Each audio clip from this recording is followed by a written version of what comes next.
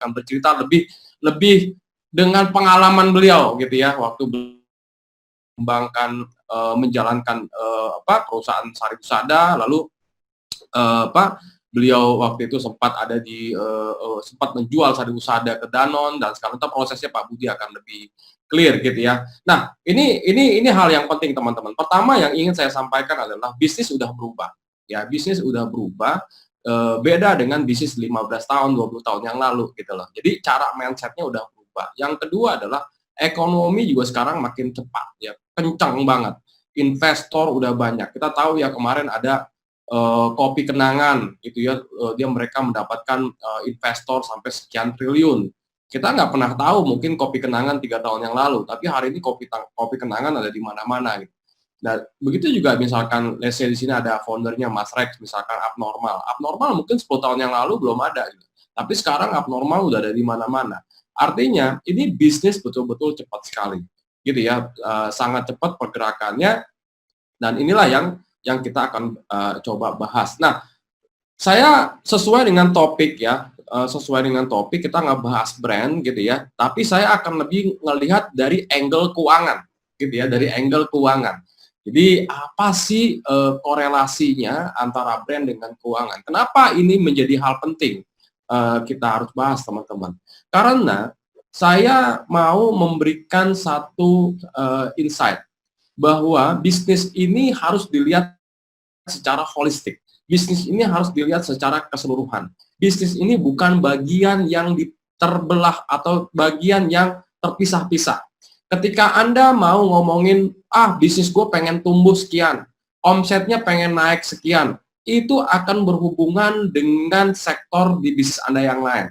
Akan berhubungan dengan operation, akan berhubungan dengan finance, akan berhubungan dengan SDM. Jadi apapun ya hal ya di bisnis itu nggak bisa dilihat jadi bagian-bagian yang terpisah. Ya misalkan Anda mau naikin omset, siapa di sini yang omsetnya pengen naik 100 kali lipat? Iya, semua juga pengen. Tapi permasalahannya adalah bisa nggak Anda omsetnya naik 100 kali lipat? Omset ini kan nggak cuma PO, tapi barang yang Anda deliver, yang Anda kirim, lalu jadi invoice yang Anda kirim, itu baru bisa dicatat sebagai omset. Tapi kalau cuma purchase order, PO, tapi Anda nggak bisa deliver, ya percuma. Artinya, kita harus melihat bisnis ini secara holistik, gitu ya. Itu adalah background kenapa saya mencoba melihat brand dari angle finance. Kita akan lihat, ini profil saya. Saya CEO Serasa Food, saya juga co-founder dengan teman-teman di 1 in 20 Pro Indonesia Movement gitu ya. Kalau teman-teman tahu modulnya SBM, yang sekarang teman-teman bisa ikuti SBM terbaru di business.id, itu luar biasa ya, itu modul yang luar biasa. Saya akan buktikan bahwa saya pernah mendirikan satu bisnis Serasa Food ini hanya dengan modul SBM, ini luar biasa. Saya juga founder Smart Financial Map. Ya, kenapa Smart Financial Map? Karena sekitar 5 tahun yang lalu itu gap antara UKM dengan perusahaan yang korporasi itu banyak sekali gapnya. Dan salah satu gap yang paling luas, yang paling jauh antara UKM ya dengan korporasi adalah soal finance, soal keuangan. Jadi kalau bisnis Anda masih kecil, Anda masih baru memulai bisnis, isu dari bisnis Anda, isunya ya atau masalahnya mungkin lebih banyak masalah produknya diterima sama pasar atau enggak, fokus masalah jualan dan segala macam, perbaikan produk dan segala macam. Tapi ketika produk Anda udah mulai dikenal, udah mulai dipercaya, udah ada customer-nya, udah ada repeat order-nya, dan Anda udah mulai besar bisnisnya, problem selanjutnya adalah soal tata kelola, soal manajemen, dan segala macam. Bahkan, saya pernah nulis tuh, kalau teman-teman follow Instagram saya, itu banyak bisnis, ya, banyak bisnis ketika dimulai berhasil. Jadi di fase pertama dia berhasil tuh. Jadi dia secara kebetulan atau memang secara terkonsep dia menciptakan satu konsep bisnis atau produk ya dari bisnisnya dia itu betul-betul diterima sama pasar. Pasar ini suka sekali sama produknya. Lalu ketika dia mau scale up, di situ gagalnya. Gitu ya. Jadi banyak sekali. Jadi that's why kenapa saya membuat modul ya tentang finansial untuk UKM agar bisa naik kelas, itu SFM ya. Jadi saya coba mengisi gap itu ya teman-teman. Jadi saya juga selain di Serasa Food, saya juga dengan teman-teman di Smart Plus Accelerator, saya juga banyak membantu beberapa perusahaan gitu ya. Saya juga seorang financial modeler, saya juga baru kemarin mengambil sertifikasi valuation analyst ya dari luar gitu ya, sekarang lagi tahap ujian. Saya juga dosen ya, tapi dosen lepas dan segala macam. Sibuk nggak? Oh iya, saya satu lagi kerjaan saya sekarang adalah lari. Kalau teman-teman follow Instagram saya hobi banget lari, jadi hampir tiap hari saya 5, 10, 21 kilo gitu. Jadi itu hobi saya. Kebetulan lumayan lah buat sehat. Nah, ini background saya. Nah, ada yang nanya kayak gini, Mas Yusak, ini kerjaannya banyak, bisnisnya dijalanin atau enggak? Bener, jujur saya jalan ini waktu 1 in 20 ya. Nah, ini perusahaan saya mau kasih tahu bahwa saya juga ngejalanin. Saya punya waktu lebih banyak sekarang untuk bisnis saya. Selebihnya saya kasih waktu untuk ngajar ya, untuk berbagi dan segala macam. Jadi intinya adalah ini soal time management aja sih. Jadi hari-hari saya ngasih ngantor, ya, ini perusahaan saya. Ini waktu saya dirikan sekitar 5 tahun yang lalu, Serasa Food di garasi teman-teman. Ini kompor pertama saya simpen ya slide ini ya, biar buat kenang-kenangan aja. 2016 saya dirikan nih produk-produk saya. Sekarang udah banyak di beberapa supermarket di Indonesia gitu ya, hampir semua seasoning saya main, powder. Ini juga ada produk hijau untuk low end market yang low end ya. Nah ini saya coba ngelawan yang hijau nih, di teman-teman di sini ada orang Indofood nggak ya gitu ya. Jadi sorry yang kuning. Jadi kalau teman-teman ke tukang sayur tuh ya, bumbu racik itu cuma warna kuning, betul nggak? Nah kemarin saya kepikiran nemenin aja, saya nggak coba jadi kompetitornya yang kuning, coba jadi ada temennya aja lah, saya buat yang warna ungu. Jadi nanti ini produk baru, mudah-mudahan kalau udah kesebar, nanti kalau teman-teman lihat tukang sayur ada bumbu racik warna kuning sama warna ungu, yang warna ungu punya saya gitu ya. Jadi yang warna kuning saya biar dia ada temennya lah gitu loh. Jadi nggak kayak PLN kan sendirian ya, harus ditemenin sebenarnya. Nah sama bumbu racik juga saya coba temenin gitu, biar ada warnanya tukang sayur, jadi lebih berwarna aja. Oke, ya ini produk-produk saya ya teman-teman ya. Nah, sekarang udah ada di hampir semua supermarket di Indonesia saya jalankan. Nah ini saya juga bisnis di B2B ya, jadi juga saya bantu. Nggak bisa. Saya ini bisa di mute. Oke, you are mute ya, saya juga kena mute jadinya nih. Tes, teman-teman MC, Mas Fahmi, suara saya udah kedengeran belum? Udah ya, aman ya. Oke, saya juga banyak support perusahaan-perusahaan kuliner, hotel dan kafe gitu ya. Jadi untuk bahan bakunya kenapa? Karena mereka kesulitan di operasional gitu ya, saya bantu. Jadi biar mereka bisa fokus ke jualan, ke marketing, ke branding, biar operasional dapurnya saya yang urus gitu ya. Nah ini pabrik saya 5 tahun lalu saya di garasi betul-betul saya ngangkat bawang, ngiris sendiri segala macam. Dan waktu saya membesarin ke Serasa Food, saya cuma pakai satu modul yaitu SBM ya. Jadi SBM aja saya pakai. Saya juga pengen buktiin bahwa modul SBM itu betul-betul jalan gitu ya. Nah ini pabrik saya di Bekasi Timur teman-teman. Jadi slide ini kenapa sih harus saya tampilin? Karena ada yang nanya, Mas Yusak bagi waktunya gimana? Bisnisnya kepegang atau enggak? Beneran teman-teman, kepegang bisnis saya. Ya, kepegang dan sisa waktu dari saya berbisnis itu saya bagikan untuk berbagi, untuk sharing ya dan segala macam. Karena ada orang yang bilang kayak gini kan, sharing mah nanti aja kalau udah pensiun. Oh enggak begitu, saya bilang kalau saya nanti ada umurnya gitu kan. Jadi saya pikir selama kita masih punya kemampuan, punya ilmu yang bermanfaat yang kita bisa bagikan, punya waktu yang lowong gitu ya untuk kita berbagi, saya pikir ya lakukan apapun. Jadi ada juga orang yang bilang nanti berbagi mah kalau udah sukses gitu ya. Saya bilang emang ada jaminan kita sukses. Sementara berbagi itu adalah hal yang baik. Jadi saya pikir ya mulai sekarang ya saya harus berbagi gitu. Sembari kita juga ngejalanin kewajiban kita sebagai pengusaha. Nah itulah kenapa hari ini ada webinar akbar ini. Jadi saya, Mas Rek, Mas Dodi gitu ya, kebetulan semalam berhasil mengundang Pak Budi dan Coach Fahmi juga untuk ikut bersama-sama kita kumpul di sini. One day saya pengen juga Anda ikut kita untuk berbagi ke yang lain. Nah, saya akan langsung ke topik bahasan hari ini adalah hubungannya dengan antara brand, business, and finance. Tadi Mas Rek bicara soal bisnis ya, nyinggung soal brand, Mas Dodi bicara panjang soal brand gitu kan. Eh, apa hubungannya dengan keuangan? Ada beberapa, dan saya bilang hubungannya sangat-sangat erat, kental sekali. Saya ambil satu cerita ya. Ada satu perusahaan, dia memilih satu brand positioning. Nah, yang namanya brand positioning, ini akan ngaruh ke operasional, gitu ya, akan ngaruh ke operasional. Kalau udah ngaruh ke operasional, ujung-ujungnya larinya ke keuangan, gitu loh. Jadi yang namanya brand ini nggak berdiri sendiri, ya, di dalam suatu bisnis. Ada satu contoh kasus ya, ada satu perusahaan retail, ya, ada satu perusahaan retail, saya suka suka cerita kayak gini karena dampaknya paling signifikan.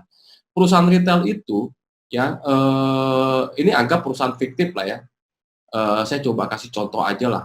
Jadi, perusahaan itu, dia itu ikut satu seminar, ya, bagaimana, membangun sebuah brand. Lalu di seminar tersebut dikasih tahu ya bahwa bisnis itu harus harus membangun brand dan harus punya yang namanya brand positioning, mengambil brand positioning. Nah, karena orang itu bisnisnya retail, lalu orang itu mencari lah kira-kira apa positioning perusahaan saya. Kebetulan bisnis ini udah jalan dan udah bagus gitu ya, omsetnya juga udah puluhan miliar gitu ya. Nah, lalu diambillah positioning, dia cari apa ya. Nah, biasanya orang dalam mencari positioning, dia akan mencari positioning yang belum dipakai sama kompetitor. Kan kayak gitu ya. Jadi dia coba mencari apa ya market positioning saya ya. Akhirnya dia mencari market positioning yang belum dipakai. Salah satu yang dipakai sama perusahaan retail ini dalam mengambil market positioning adalah menjadi perusahaan retail terlengkap. Nah ini, jadi kata kuncinya adalah terlengkap, gitu ya. Oke, yang tadinya dia nggak menggunakan positioning itu. Lalu begitu dia rubah positioning yang menjadi yang paling lengkap, jadi perusahaan retail paling lengkap. Oke, kenapa dia ambil positioning itu? Karena dia bilang yang lain nggak lengkap. Perusahaan saya, retail saya, paling lengkap. Kan kayak gitu kan. Lalu begitu dia lengkap, dampaknya apa? Dampaknya ke operasional sangat luar biasa. Kalau yang namanya perusahaan retail lengkap, saya tanya ke Anda semuanya, tokonya harus gede apa kecil? Ya, udah pasti gede kan? Lalu inventorinya, gudangnya gede atau kecil? Kalau dia ngambil positioning lengkap. Gede ya. Lalu Oke, orangnya banyak atau dikit? banyak. Karyawannya banyak, orang karyawannya. Lalu ya kan akhirnya berubah semua tuh. Kalau pada saat dia ngambil positioning lengkap, ya, semua barang itu harus ada di tokonya. Dari mulai barang-barang yang laku, barang-barang yang biasa aja, sampai barang-barang yang jarang dibeli sama orang, semuanya di stok sama dia. Alhasil apa dampaknya terhadap keuangan? Nah, ini ujungnya ke keuangan nih. Gitu ya. Kalau barang-barang yang dia stok itu banyak, kira-kira uangnya terkuras atau enggak? Kuras dong, cash flow-nya pasti kesedot ke barang. Ya, cash flow-nya dia kesedot ke inventory. Dia lebih banyak belanja inventory. Barang-barang yang tadinya jarang dibeli sama orang, ya karena dia udah ngambil lengkap, ya dia harus adain. Soalnya kalau barang itu sampai nggak ada di tokonya, gitu ya, dia bukan yang lengkap. Karena yang namanya lengkap harus ada, kan kayak gitu kan. Nah, jadi dia pasang tuh misalkan ya di pelangnya ya, toko retail paling lengkap sedunia. Nah, jadi misalkan kayak gitulah tagline-nya ya. Nah, akhirnya semuanya diadain tuh di situ. Akhirnya inventorinya numpuk, cash flow-nya terganggu, ya. Orangnya jadi banyak, tokonya jadi besar-besar, harga sewa tokonya jadi lebih besar, lebih mahal. Ngaruh nggak ke profit? Ngaruh, teman-teman. Ngaruh ke cash flow? Ngaruh, ngaruh semuanya. Nah, akhirnya mulailah dia pusing sendiri. Begitu dia pusing sendiri, mulailah dia curhat-curhat, cari dia tuh, ini kenapa bisnis gua gitu kan? Kok perasaan tadi gua punya profit sampai 10%, sekarang kok cuma 2%, 3%, kenapa gitu? Dulu perasaan di rekening duitnya banyak, sekarang kok duitnya kok dikit gitu ya. Kenapa? Oh, nah inilah problemnya. Artinya apa? Yang namanya brand, korelasinya dengan keuangan itu sangat dekat sekali, teman-teman. Jadi, ya, ini menjadi satu pelajaran ya buat kita semua bahwa pada saat Anda menentukan market positioning ya semuanya harus dipikirin ya. That's why kenapa saya juga setuju bahwa business is brand. Brand is business gitu ya. Fine, itu oke gitu ya menurut saya. Artinya ini berpengaruh sekali ya dengan dengan operasional dan keuangan nantinya. Jadi itu salah satu yang berhubungan antara brand dengan keuangan. Nah, topik yang lebih mendalam hari ini adalah bagaimana tentang brand valuation. Apa sih brand valuation? The financial value of a brand. Jadi brand ini saya kasih contoh gini teman-teman. Apa persamaannya? Ya, teman-teman boleh tulis di chat. Apa persamaannya dua gambar di slide ini? Yang satu gambar pabrik, yang satu cuma merek Coca-Cola. Persamaannya apa? Ada yang bisa jawab, Mas?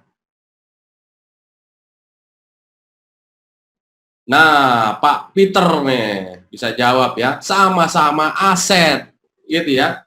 Jadi antara pabrik ya sama-sama besar, Bos. Ya betul ya. Oke. Ini saya nggak tahu, saya nyomot aja ini bukan pabrik Coca-Cola sih. Oke, sama-sama punya nilai, bagian dari brand, alright, gitu kan. Oke, tapi yang paling gampang saya setuju, yang paling saya setuju adalah jawaban Pak Peter sama jawabannya Pak William, gitu ya. Jadi sama-sama aset. Jadi walaupun ini cuma sebatas logo gitu ya, merek, ada ya, Coca-Cola dengan pabrik yang gede seperti ini, dua persamaan dari dua gambar ini adalah ini sama-sama aset. Sama-sama aset yang dicatat di dalam neraca sebuah laporan keuangan. Jadi ada nih dua-duanya nih di dalam pembukuan laporan keuangan Anda. Tapi saya pernah lihat pembukuan perusahaan-perusahaan besar itu hampir rata-rata ya. Saya nggak ngelihat ada merek di dalam intangible-nya, di dalam neracanya, karena mungkin nilai perolehannya sebenarnya nggak besar. Ya, tapi sebenarnya antara merek dengan pabrik ini persamaannya adalah sama-sama aset. Lalu kalau ini sama-sama aset, ya saya akan langsung masuk ke jawabannya Pak William. Kalau yang namanya aset bisa dijual atau enggak? Gitu ya. Bisa dijual dong ya, teman-teman ya. Yang namanya aset udah pasti bisa dijual. Nah, lalu kalau misalkan kita mau jual yang pabrik, gimana caranya? Kalau kita mau jual pabrik. Nah, kalau kita mau jual benda-benda yang terlihat, yang berwujud tangible aset seperti ini, gampang teman-teman. Udah banyak ya. Kita bisa pakai appraisal, kita bisa pakai harga pasaran. Kalau Anda mau jual tanah, di situ ada NJOP-nya, segala macam. Anda mau jual kendaraan, tahun berapa, harga pasarannya berapa. Anda mau jual rumah di daerah mana, NJOP-nya berapa, harga pasarannya berapa. Itu lebih gampang, teman-teman. Ya, kalau Anda mau menjual aset, Anda mau jual sepeda, lagi rame nih sepeda nih, gitu ya. Itu gampang gitu loh. Harga pasarannya berapa, ini segala macam, harga secondnya berapa dan segala macam. Itu udah ada, ya, udah ada di pasar. Artinya dalam memvaluasi sebuah aset fisik, gitu ya, menilai sebuah aset fisik sebenarnya udah banyak ya caranya. Lalu bagaimana kita menilai sebuah aset non fisik? Ya, misalkan apa sih aset-aset non fisik? Jadi persamaannya adalah sama-sama aset, cuma yang membedakan adalah yang satu aset fisik, yang satu lagi aset non fisik, ya, atau intangible asset. Nah, bagaimana kita menilai intangible asset? Ini aset yang nggak jelas nih gitu. Sama-sama merek gitu kan, sama-sama merek. Tapi apakah semua merek bernilai sama? Enggak. Lalu dari mana orang menilai sebuah merek, sebuah aset intangible? Apakah dari lama produk merek itu didaftarkan? Enggak juga. Misalkan ada satu merek didaftarkan tahun 65 misalkan. Coca-Cola juga mungkin didaftarinnya tahun 65, let's say seperti itulah ya. Apakah nilai Coca-Cola, nilai merek Coca-Cola dengan merek yang didaftarkan di tahun yang sama, nilainya sama? Enggak juga. Gitu kan. Jadi banyak faktornya. Nah, yang menarik nanti mungkin Pak Budi nih akan bercerita nih. Yang menarik, dan saya waktu itu betul-betul melongo yang mendengar cerita beliau ya. Jadi pada saat beliau itu di Sariusada, gitu ya, di Sariusada, nanti Pak Budi akan lebih jelas. Beliau menjual perusahaan Sariusada ke Danone itu sebesar 22 triliun. Yang saya ingat nilai asetnya, nilai aset fisik ya, dari mulai pabrik, kendaraan, dan segala macam, kalau di total-total tuh nilainya cuma 2 triliun. Dijual 22 triliun. gitu ya. Lalu yang 20 triliun itu apa gitu loh. Nah, udah pasti di situ ada brand di dalamnya. Ada potensi-potensi yang lain, ada intangible aset yang lain. Nah, nanti kita akan tanya nih, berapa kira-kira nilai brand ya pada saat divaluasi. Oke, lalu bagaimana sih kita menghitungnya, teman-teman? Ya. Nah, ini juga saya masuk ke slide ini, teman-teman. Merek Nike ya, ini mereknya itu lebih mahal dari semua asetnya. Begitu juga dengan Coca-Cola. Coca-Cola itu mereknya jauh lebih mahal dibanding seluruh asetnya.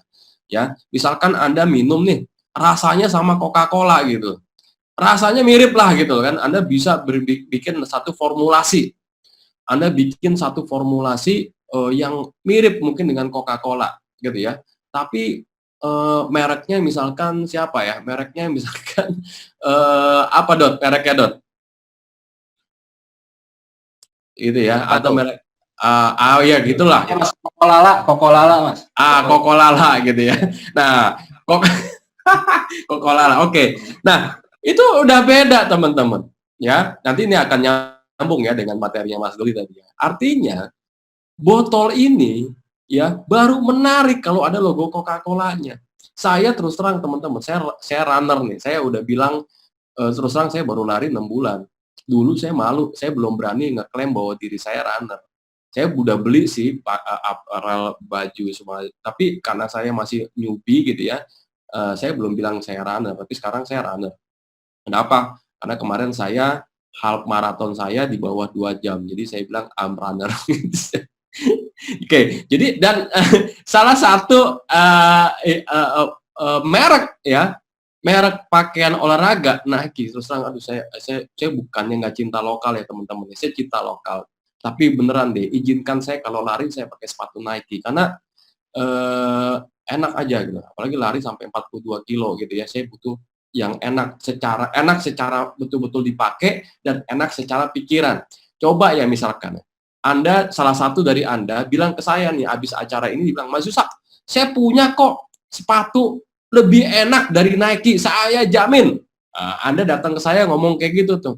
Pakai deh, saya kirim ya ke rumahnya Mas Yusak. Nanti hari Minggu Mas Yusak long run lari pakai sepatu saya. Begitu saya pakai, enak nih, bener nih, enak nih. Lalu begitu saya lari, saya kepikiran, mudah-mudahan nih nggak apa-apa nih di jalan gitu ya, sembari lari. Mudah-mudahan 42 kilo saya mikirin sepatu ini supaya aman. Yang ada 5 kilo saya udah berhenti kali. Kenapa? Stres saya. Karena saya selalu mikirin, ini aman nggak nih? Tapi begitu Nike yang saya pakai, mungkin Anda bisa bikin produk lebih bagus dari Nike, tapi karena saya pakai Nike, pikiran saya langsung percaya sama Nike. 42 kilo pasti sampai. Pasti sepatu ini aman dan segala macam. Dan lucunya, ini lucu nih. Lucunya nih ya, ini benar ya kata disampaikan Mas Dodi ya. Ini soal loyalis, ya soal reputasi, soal trust. Saya jujur, saya pernah pakai sepatu Nike, kuku saya patah. Gitu ya. Yang saya salahin siapa? Nike-nya atau sayanya? Saya yang salah. Saya langsung bilang, bego gua, bego lari nggak potong kuku. Gitu ya. Jadi saya langsung nggak menyalahkan mereknya, ya gitu. Karena apa ya? Saya loyal sekali dengan merek tersebut. Jadi ini kenapa brand ini jauh lebih mahal, merek ini jauh lebih mahal dibanding mungkin seluruh asetnya, gitu ya. Jadi ini yang penting sekali. Nah, contoh lagi deh. Apa sih yang mahal dari dua orang ini gitu kan? Apa yang mahal? Ya, jago main bola Pak. Lah, jujur ya, saya juga dulu pemain bola gitu kan. Saya punya teman. Waktu kecil, saya dulu di Persitara Junior U19. Saya main bola di sana. Saya punya dua orang teman. Satu namanya Budi Sudarsono, timnas. Satu lagi yang namanya Jerry. Nah, yang Jerry Anda nggak kenal. Budi Sudarsono mungkin Anda kenal. Gitu ya. Nah, si Jerry ini kalau ditanya jago mana sama Budi Sudarsono, itu 3 kali lipat jagonya. Jago sekali orang itu. Larinya kenceng, gocekannya, tendangannya bola sampai Tapi Anda nggak kenal Jerry kan, Anda kenalnya Budi Sudarsono. Padahal saya, Jerry, dan Budi Sudarsono itu satu klub di usia 19, di U19 Persitara.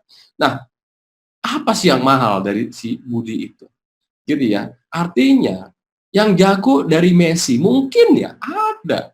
Mungkin ya. Dulu gitu ya, waktu masa kecilnya. Tapi Messi dan Ronaldo sekarang bukan cuma dilihat dari sisi jagonya aja.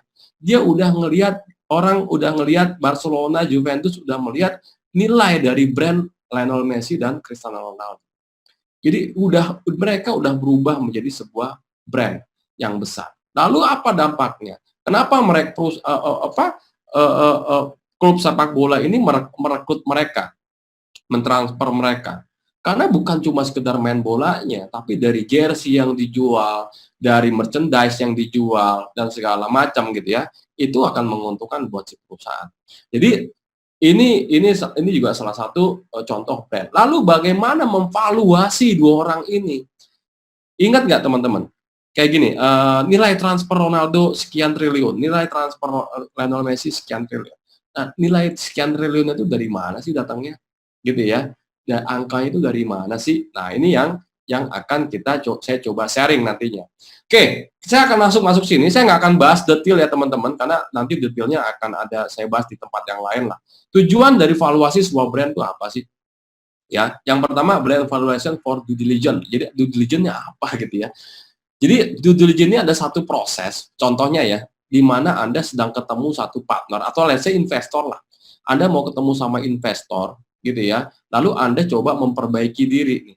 Jadi investor ini kan akan mencari tahu nih tentang perusahaan Anda. Nah, di situ Anda melakukan valuasi akan sebuah brand. Jadi Anda memvaluasi dulu brand yang Anda punya sebelum Anda nanti melakukan due diligence. Atau misalkan brand valuation tujuannya untuk dijual.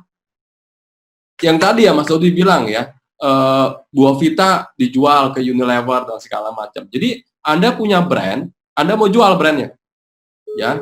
Nah, ini Anda harus lakukan dulu valuasinya itu seperti apa. Berapa sih nilainya gitu ya. Lalu ada brand valuation for rebranding, ya banyak ya tujuannya. Brand valuation for financing, bisa juga untuk mencari pendanaan, gitu ya. Nah, ini yang paling calculate royalty fee. Contohnya gini, dan calculate franchise fee. Anda punya apa? Anda punya usaha kuliner, ya. Anda mau usaha kuliner. Anda mau buka cabang nih, tapi buka cabangnya dengan cara franchise. Lalu di dalam struktur biaya, struktur investasi di dalam skema franchise Anda, di dalamnya Anda masukin yang namanya franchise fee. Ya, misalkan franchise fee-nya 1 miliar, gitu ya. Misalkan nih, Anda jual franchise harga 2 miliar, 1 miliarnya itu untuk beli aset, gitu ya, 1 miliarnya untuk franchise fee. Pertanyaan saya, datang dari mana 1 miliar itu, gitu, sebagai franchise fee? Nah, ini yang harus dihitung, gitu ya, dan juga soal royalty fee. Jadi, ini yang kita harus perhitungkan, teman-teman. Jadi nggak bisa ngasal tuh. Anda ngambil franchise fee, Anda ngasal aja, udahlah sikat aja franchise fee gue 100 juta gitu. Mau syukur, nggak mau, nggak apa-apa gitu kan. Nah, itu nggak bisa begitu. Harus dihitung gitu ya. Nah, bagaimana cara menghitungnya? Saya nggak akan buka Excel ya teman-teman hari ini ya. Saya punya tools Excel untuk menghitung brand valuation dengan beberapa metode gitu ya. Tapi hari ini saya coba mau sampaikan konsep-konsepnya aja. Yang pertama adalah ada 3 lah. Sebenarnya ada banyak metode gitu ya, tapi saya suka yang 3 ini. Ya, saya suka yang 3 ini. Yang pertama adalah income based brand valuation method. Artinya, pada saat kita mau menilai sebuah brand, yang kita lihat adalah potensi income-nya.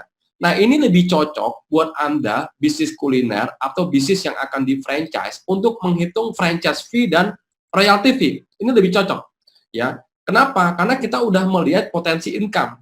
Dari situ potensi income-nya nanti ketahuan nih, ya. Misalkan Anda udah punya toko 10 misalkan, gitu ya. Udah punya toko 10. Lalu bagaimana menilai sebuah brand dari bisnis Anda dengan 10 toko tersebut. Nah, ini kita akan melihat potensi income-nya. Hitung-hitungannya nanti kita bisa Excel-nya ya, tools-nya ya untuk ngitung ini. Yang kedua adalah kita ngelihat dari market base. Di market base brand evaluation method gitu ya. Artinya ini satu metode untuk menilai sebuah merek, sebuah brand dengan melihat potensi marketnya.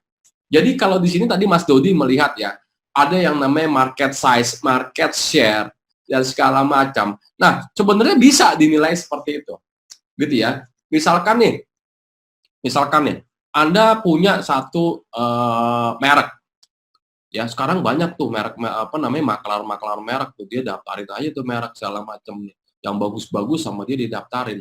Nah, padahal bisnisnya belum ada. Nah, bisnisnya atau belum berkembang, dia baru jalanin sebentar gitu ya, tapi belum terlalu bagus bisnisnya, tapi dia punya merek bagus dan dia udah punya sertifikatnya. Maka kalau dia mau menjual mereknya tersebut, yang akan dia gunakan metodenya adalah lebih ke market base.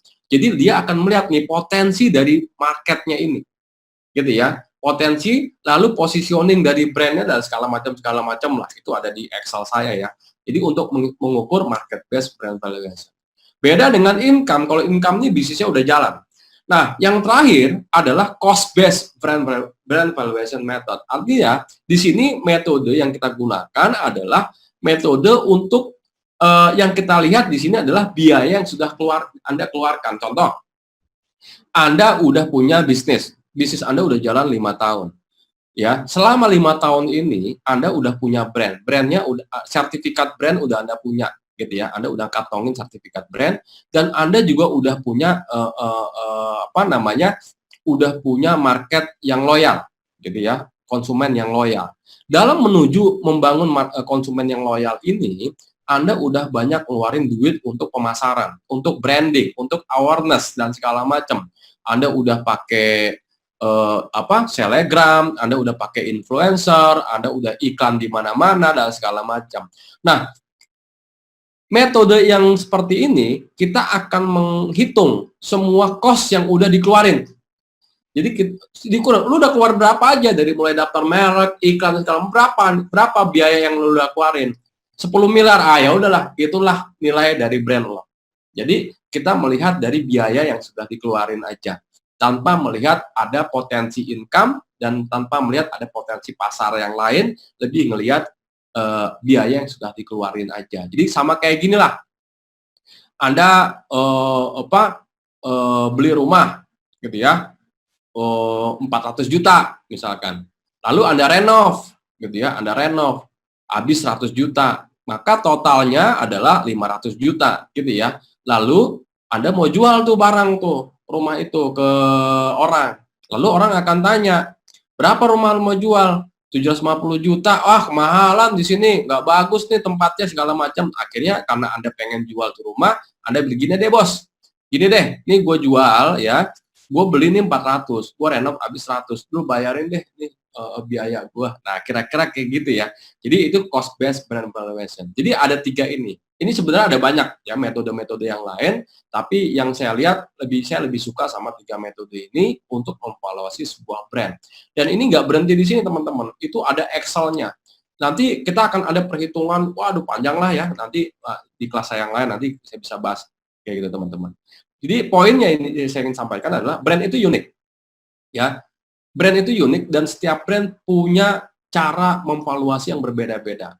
Abnormal dengan yang lain beda cara memvaluasinya. Jadi ini kita harus ada pendekatan khusus ya untuk menilai sebuah brand.